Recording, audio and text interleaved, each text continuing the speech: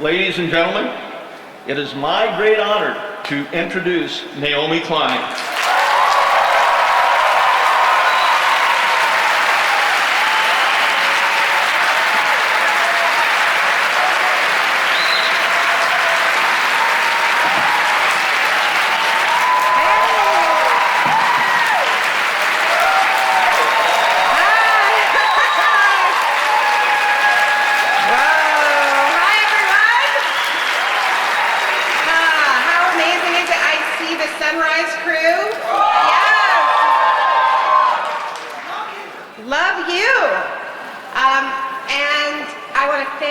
For that amazing introduction, and all of you for being here, and the entire Sanders campaign for convening this historic climate crisis summit.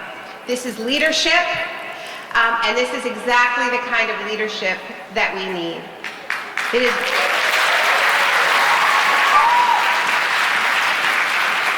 We are in a crisis, a true emergency. And more of us understand that because more and more of us are living it and are having direct experience with it. And even if this emergency isn't reflected by people in power, whether it is political power or media power or economic power, we understand that it is true. We understand, as Greta Thunberg so memorably put it, that our house is on fire.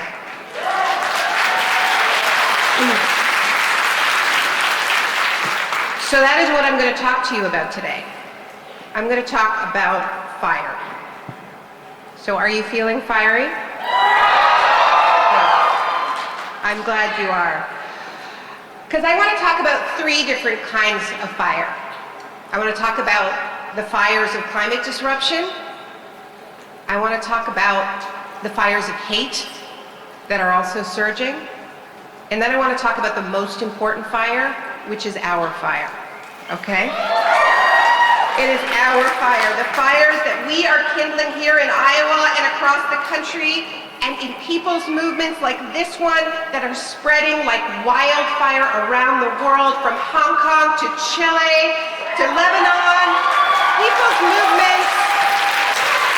People's movements that are coming together to put out those other flames, those flames that are both fueled by greed. So are you with me? All right. We got to get through those other two fires first, okay? Those climate fires. And I know you're here because you understand this. You don't need much convincing. And because here in Iowa you're living it. You're living it with drought, with the disruption of growing patterns, and of course you are dealing with it with flood after flood after flood. And in other parts of the country, they are dealing with record-breaking hurricane after record-breaking hurricane, pounding them again and again and again, whether it's Florida or Puerto Rico or Texas. And the state of California is once again battling historic wildfires. And just yesterday was 1 year since the Paradise Fire, the Camp Fire, the deadliest fire in the history of the state, which killed 86 people and destroyed around 19,000 structures. So this is just the barest glimpse of a world on fire, where these kinds of disasters are already stealing many thousands upon thousands of lives and forcing millions to leave their homelands. 1 year ago, the Intergovernmental Panel on Climate Change told us that we must keep warming levels below 1.5 degrees Celsius, because we are already seeing this kind of unraveling of our natural systems with just 1 degree warming. And they said that it is technically possible to do with existing technologies, but it is really hard. What they said we had to do is cut global emissions by 45% in just 12 years. And in rich countries like this one, which is the world's largest historical emitter of greenhouse gases, we have to do it even faster, because that is what is fair.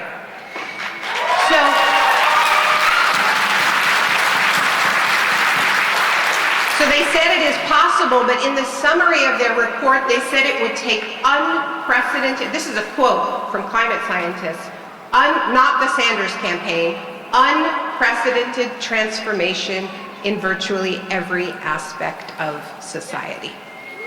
And they listed what those are. Transportation, as you heard, right? Of course, energy, of course, building construction and housing, and of course, agriculture. The building blocks of our society are built around fossil fuels. It requires fundamental transformation, not tinkering around the edges with technocratic solutions, right? We have to understand this.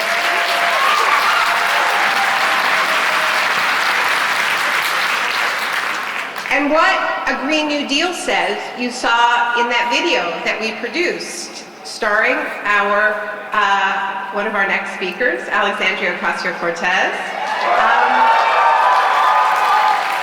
and of course illustrated by the absolutely brilliant Molly Crabapple, who we heard from earlier. And it was such a joy to work on that project because it makes it so clear that what we need to do is, if we are going to change virtually every aspect of our society, if we are going to change the building blocks of our society to meet the crisis of climate disruption, then why would we rebuild the building blocks of our society according to the same inequalities, the same pathologies that scar our world right now? If we are rebuilding anyway, why don't we build right? Why don't we build a Green New Deal for everyone?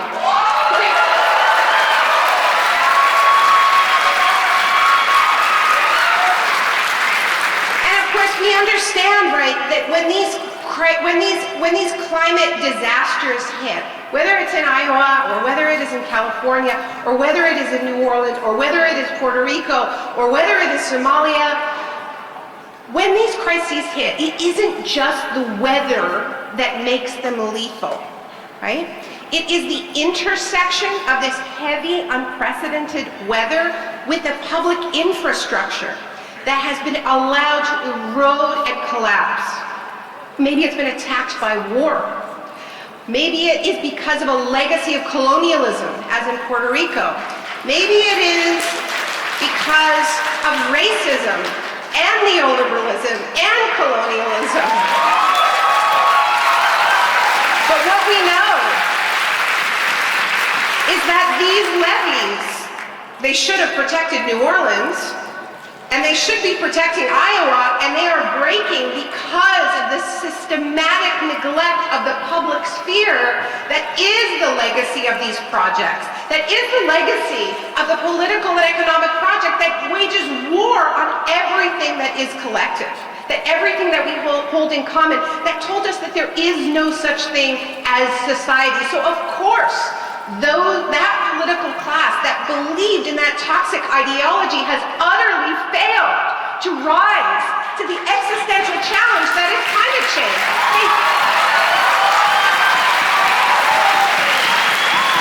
They don't believe we can do things together. They believe all we can do is shop for a different world. Of course they have failed, and they are fired. It is our turn now.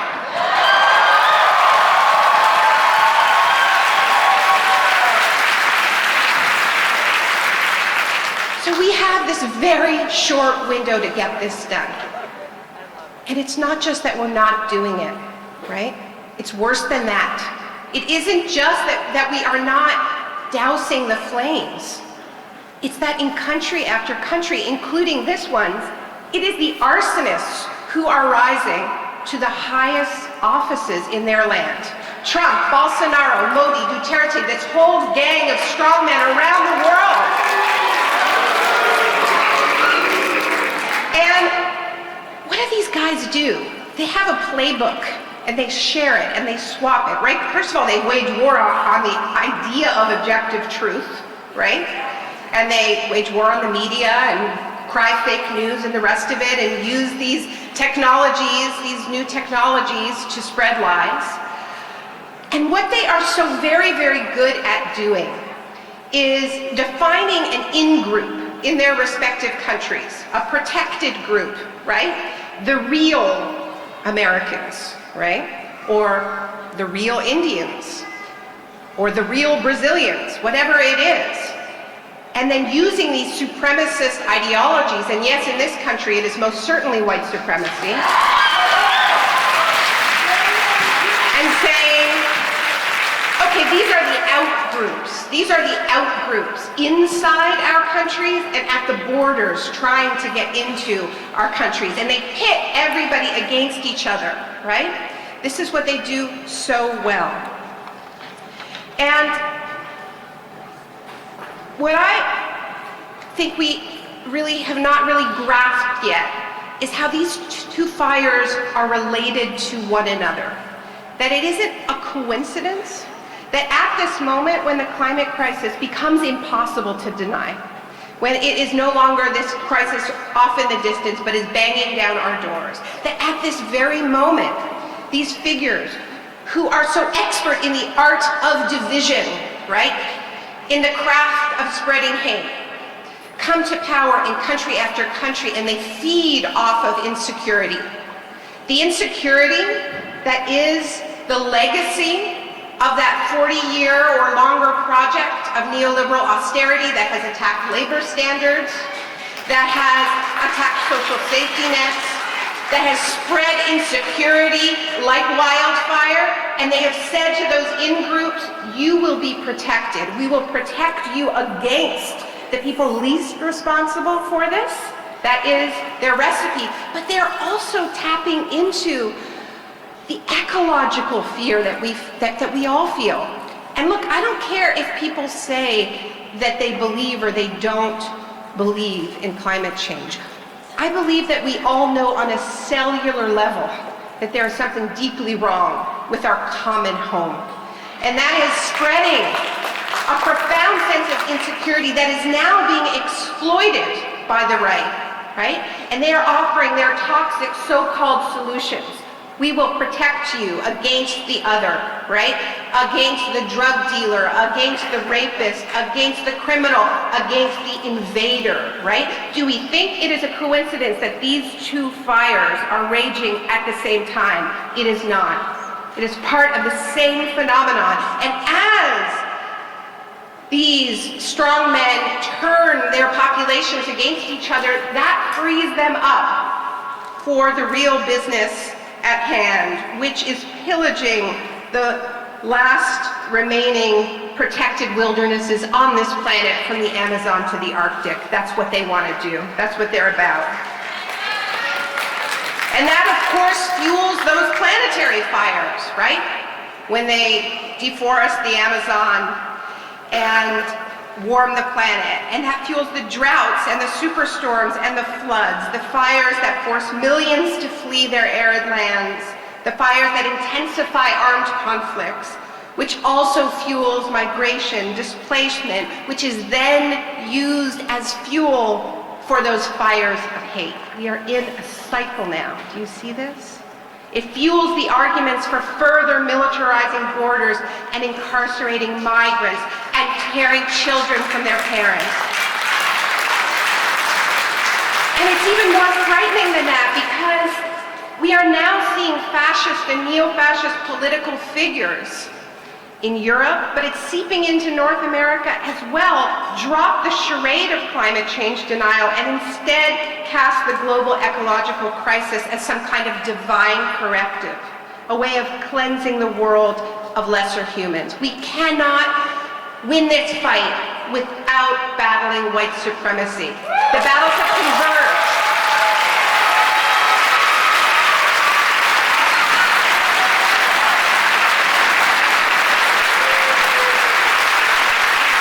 So, these are the stakes of our historical moment. It is not just about things getting hotter and wetter, though it is about that too. It is about, within this toxic system, things getting meaner and uglier, and an economic system that tells people that they're all on their own and that their neighbor is their enemy, and those feelings of scarcity being used in the context of ecological breakdown to build a more unequal society. You know, and we have seen this as the plot line of every bad disaster film we have ever seen. This is the future we've imagined for ourselves. It's the only future Hollywood can give us. That's why we made that video with Molly Crabapple and Alexandria Ocasio-Cortez, because we need to imagine a different future so badly, because how are we going to get there if we can't see it? So those are the two fires that we are up against. And here is why we cannot give in to terror and despair. Because we do not live in a time of just two fires, the climate fires and those fires of hate. We live in a time, and I deeply believe this, we live in a time of three fires. There is a third fire, and it is also blazing. It is our fire. These fires for demanding true climate justice and standing up to all forms of capitalist exploitation that are coming together and converging around the world.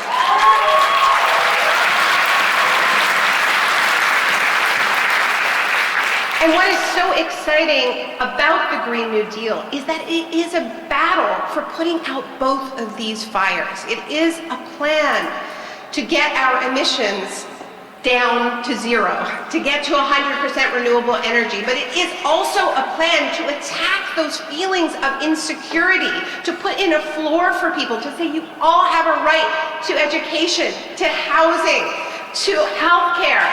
This is what creates scarcity and allows people to feel that they're actually in this together. This is not an add-on. It is not a laundry list of everything the left has ever wanted. This is a holistic vision in a time of overlapping and intersecting crises. Our fires are the fires of the youth climate strikers, who had 7 to 8 million people out in a single week, the largest climate mobilization in the history of this planet. Ours are the fires of the indigenous rights movements who are putting their bodies on the line to stop pipelines and fracking on both sides of the border and protect the Amazon as they have always done. Ours are the fires of the fossil fuel divestment movement. I don't know if you heard this, but last month the University of California system announced that their $80 billion portfolio was going to divest from fossil fuels. That brings the total number of funds of various kinds, pension funds, university endowments, that have committed to divesting to $11 trillion. You'd think that'd be more of a news story. And ours are the fires of the climate justice movement, led predominantly by racialized frontline communities fighting dirty industries and extractive projects in their backyards and their front yards, who created the intellectual framework that is now being called the Green New Deal. And ours are also the fires of the Sunrise Movement, who take their name from that great ball of life-giving fire in the sky, and who put the Green New Deal on the map when you guys occupied the offices of Nancy Pelosi after the midterm elections.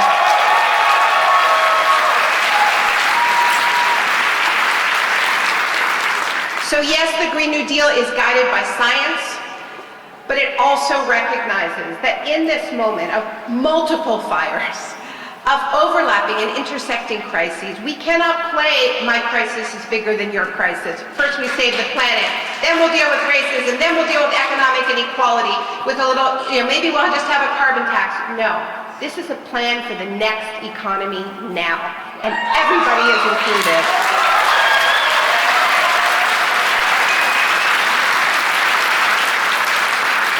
But here's the thing, we are not going to win the world that we need, not just the world that we want, but the world that we need, if we are kind of sort of in favor of it. We are going to have to be on fire for it, okay? And that is why I support Bernie Sanders to be the next president of the United States.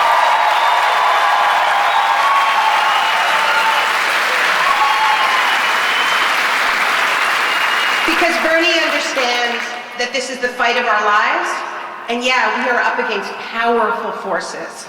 And that means we need to organize an incredibly powerful movement to stand up to those forces.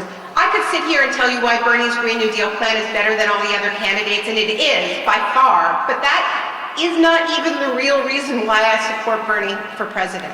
I support Bernie because there's no point in having a good Green New Deal plan if you're not building the movement to win it.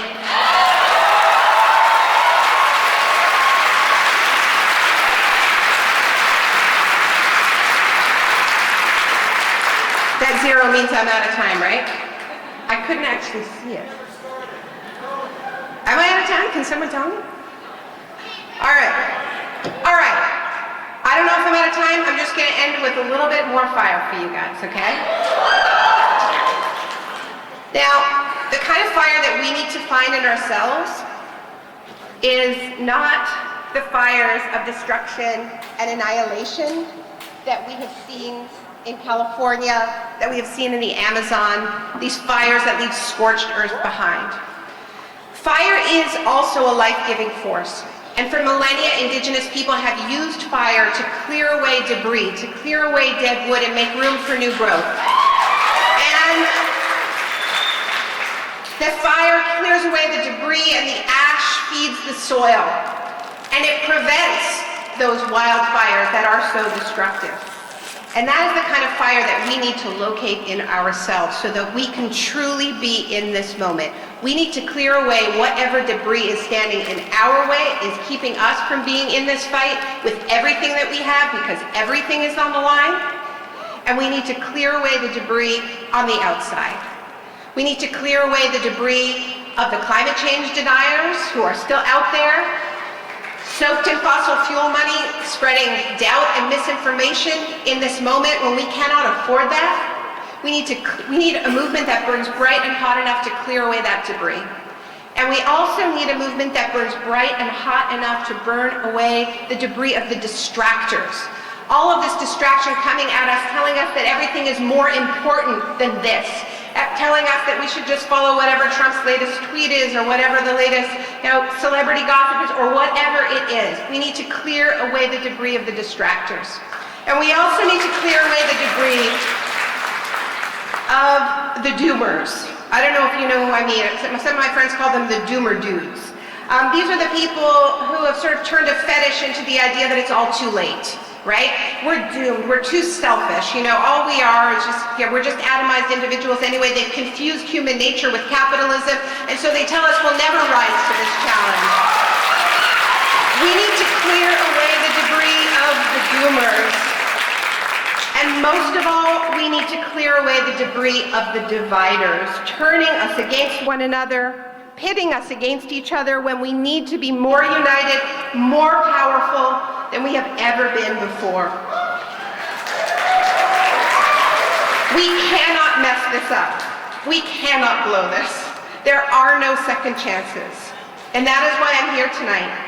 In 2016, I supported Bernie by writing a couple of articles, but I kept my distance. I am not keeping my distance now.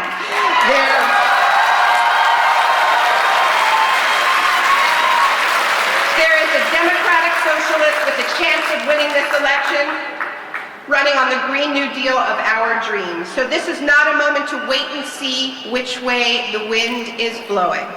This is the moment to create our own weather. Thanks, my friends.